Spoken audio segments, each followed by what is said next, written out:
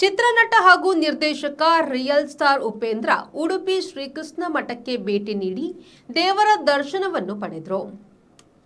ಬಳಿಕ ಪರ್ಯಾಯ ಪುತ್ತಿಗೆ ಮಠಾಧೀಶ ಶ್ರೀ ಸುಗುಣೇಂದ್ರ ತೀರ್ಥ ಸ್ವಾಮೀಜಿ ಅವರೊಂದಿಗೆ ಉಪೇಂದ್ರ ಅವರು ಮಾತುಕತೆ ನಡೆಸಿದರು. ಈ ಸಂದರ್ಭದಲ್ಲಿ ಉಪೇಂದ್ರ ಅವರನ್ನು ಸ್ವಾಮೀಜಿ ಗೌರವಿಸಿದರು.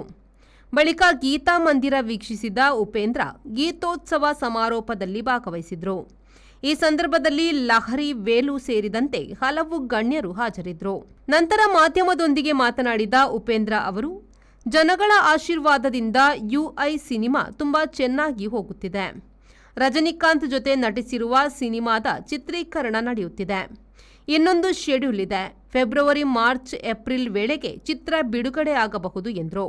ಶಿವರಾಜ್ಕುಮಾರ್ ಅವರ ಶಸ್ತ್ರಚಿಕಿತ್ಸೆ ಯಶಸ್ವಿಯಾಗಿ ಆಗಿದೆ. ಸದ್ಯದಲ್ಲೇ ಅವರು ಬೆಂಗಳೂರಿಗೆ ಬರುತ್ತಾರೆ. ಆಗ ನಾನು ಅವರನ್ನು ಭೇಟಿಯಾಗುತ್ತೇನೆ. ಶಿವರಾಜ್ಕುಮಾರ್ ಇನ್ನೂ 100 ಚಿತ್ರಗಳನ್ನು ಮಾಡಬೇಕು. ಅವರ ಜೊತೆ ನಾನು ಕೂಡ ಚಿತ್ರ ಮಾಡಬೇಕೆಂದು ಅವರು ಆಶಯ ವ್ಯಕ್ತಪಡಿಸಿದರು. ಇಲ್ಲ, ಅವ್ರುಗಳು ನೋಡ್ತಿದ್ದಂಗೆ ಮತ್ತೆ ತಲೆಯಲ್ಲಿ ತುಂಬಿಕೊಂಡ್ರೆ 1-2-3 ಇದು ಕೂಡ ಎಲ್ಲ ಉದುರೋಗಿ ಖಾಲಿ ಆಗೋಯ್ತು. ಅವ್ರ ಮಾತು ಕೇಳ್ತಾನೆ ಇರೋಣ ಅನಿಸುತ್ತೆ. ಭಾಳ ಅದ್ಭುತವಾಗಿ ಆ ಮಾತು ಹೇಳಿದ್ರೆ. ಆ್ಯಕ್ಚುಲಿ ಏನಂದರೆ, ನಾನು ಅಂತ ಬಂದಾಗ ಎಷ್ಟು ಮನುಷ್ಯ ಸಫರ್ ಆಗ್ತಾನೆ, ನೀನು ಅಂದಾಗ ಎಷ್ಟು ಹಗುರ ಆಗ್ತಾನೆ ಅಂತ. ಅದರಲ್ಲೇ ಎಲ್ಲ ವಿಷಯಗಳಿದ್ದಾವೆ. ಇನ್ನೇನು ಅವ್ರ ಮುಂದೆ ನಾನು ಏನು ಮಾತಾಡಲಿ?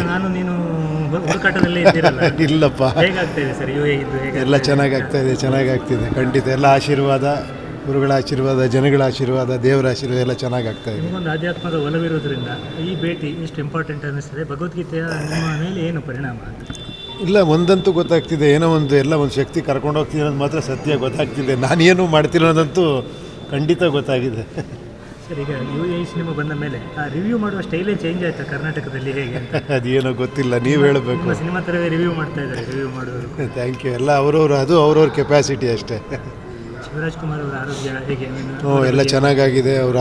ಅವರ ಶಸ್ತ್ರಚಿಕಿತ್ಸೆ ಯಶಸ್ವಿಯಾಗಿದೆ. ಸದ್ಯಲ್ಲೇ ಬರ್ತಾರೆ ಬ್ಯಾಂಗ್ಳೂರಿಗೆ. ಬಂದಾಗ ಮೀಟ್ ಮಾಡ್ತೀನಿ ಅವ್ರು. ಅಯ್ಯೋ ಖಂಡಿತ. ಅವ್ರು ಇನ್ನೂ 100 ಚಿತ್ರಗಳು ಮಾಡಬೇಕು. ಅವ್ರ ಜೊತೆ ನಾನು ಮಾಡಬೇಕು. ನೋಡೋಣ. ರಜನಿಕಾಂತ್ ಅವರ ಜೊತೆ ನಿಮ್ಮ ಸಿನಿಮಾ ಹೇಗೆ ಸರ್?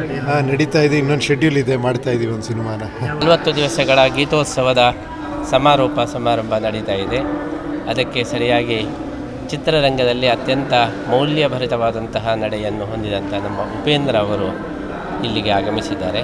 ನಮ್ಮ ಗೀತಾ ಮಂದಿರಕ್ಕೂ ಕೂಡ ಆಗಮಿಸಿದ್ದು ನಮಗೆ ಬಹಳ ಸಂತೋಷವಾಗಿದೆ.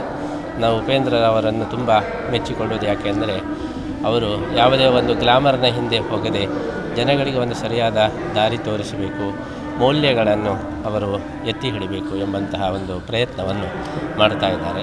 ಆ ದೃಷ್ಟಿಯಲ್ಲಿ ಅವರಿಗೆ ಭಗವದ್ಗೀತೆ ಎಂಬುದು ಬಹಳ ಒಂದು ಉಚಿತವಾದಂತಹ ಮಾರ್ಗದರ್ಶಕವಾದಂತಹ ಗ್ರಂಥವಾಗಿದೆ. ಆ ದೃಷ್ಟಿಯಲ್ಲಿ ಅವರು ಬಹಳ ಒಂದು ಉತ್ಸಾಹದಿಂದ ಗೀತೆಯ ಬಗ್ಗೆಯೂ ಕೂಡ ತಿಳ್ಕೊಳ್ತಾ ಇದ್ದಾರೆ. ಇವತ್ತು ನಮ್ಮ ಗೀತಾ ಮಂದಿರಕ್ಕೆ ಭೇಟಿ ಕೊಟ್ಟು ಗೀತೆಯ ಸಂದೇಶದ ಬಗ್ಗೆ ತಿಳ್ಕೊಳ್ತಾ ಇದ್ದಾರೆ.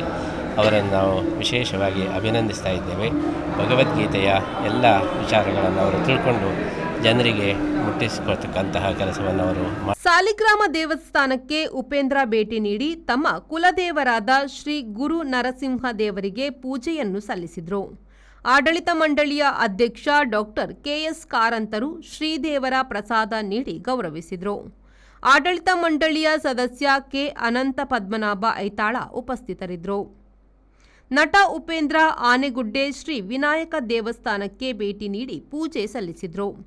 ಇವರು ತಮ್ಮ ಹುಟ್ಟೂರು ತೆಕ್ಕಟ್ಟೆ ಹಾಗೂ ಸಂಬಂಧಿಕರ ಮನೆಗೆ ಇದೇ ವೇಳೆ ಭೇಟಿ ನೀಡಿದ್ದಾರೆ. Sreejith V4 news Udupi.